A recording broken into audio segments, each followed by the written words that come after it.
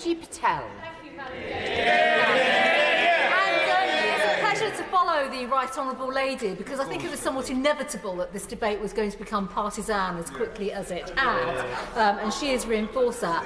But I want to start by paying tribute to our hard-working, frontline public sector workers. And on Friday, Madam Deputy Speaker, I visited the East of England Ambulance Trust, who have not been on strike, and all credit to them, the operational control centres, the people that have been working hard, diligently, day in, day out, to manage, quite frankly, some many challenging cases.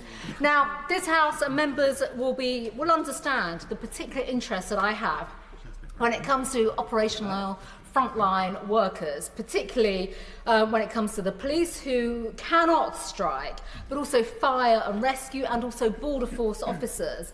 It was just last year that I was able to use existing Home Office budgets to provide the police with a pay increase.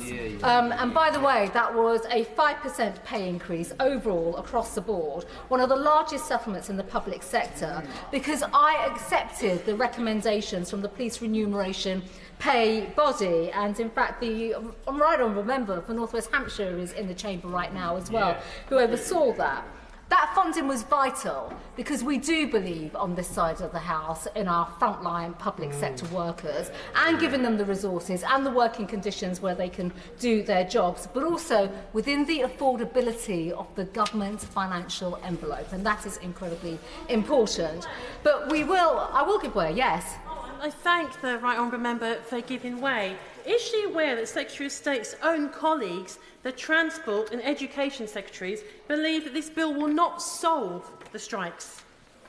I think, importantly, what I'd say to the Honourable Lady and to all members in this House, we have challenges right now. They're fundamental economic challenges, and they have to be met within the financial envelope of this government, and that is a statement of the obvious.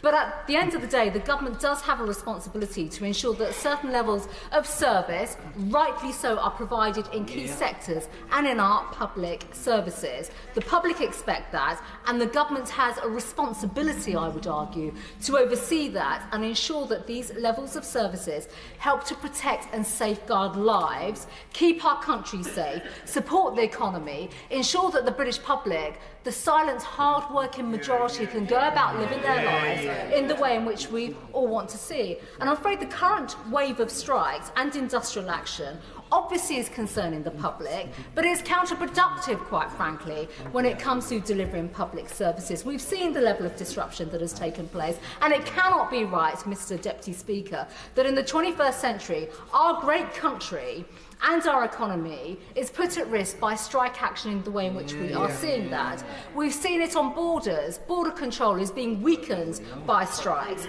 Patients and those in need of essential medical care are facing disruption, and that is not right. All of us have constituents, and it's not about, one constituency against another, or one part of the country against the other. We've seen commuters that can't get to work, and that is wrong. We've seen businesses, and in Essex, SMEs, not glitzy corporations, but SMEs now suffering because of these strikes. And these are businesses that operate on tight margins, and Mr. Deputy Speaker, that is not right. Now, I know that many workers, I think we all know this, find the decisions to go out on strike very difficult. They struggle when it comes to the voting in the ballots and the options that are sometimes presented in front of them. But we also know that some in the trade union movement, and I think we have to recognise this, I think we've heard some of this already on the benches opposite, disruption for them, they're happy to go along with that disruption. And that is not acceptable. Some get satisfaction out of this, and I'm afraid we've seen this historically in the past. We've seen members opposite go on picket lines and cheer and make political points. That is not right, because at the end of the day, it is the public that suffer. Indeed, since 2010, we've seen the hard left, we've seen militants take action, coordinate strikes, and the public suffer, and that is not right. And let's not forget, it was this side of the House that in the 1980s stood up to militant unions, but importantly brought reforms forward. I haven't got time, I'm afraid. And it is reform that we should be speaking about that can actually lead to better public service delivery, changes to our laws. I can't give way because I don't have time. But importantly, I want to press the government, and this is important, to look at widening the list of sectors where minimum service standards are needed. I want to basically ask the government as well to ensure that they always look to keep legislation and measures open and under review so that we can continue to uphold standards to protect the public when it comes to them going about their daily lives.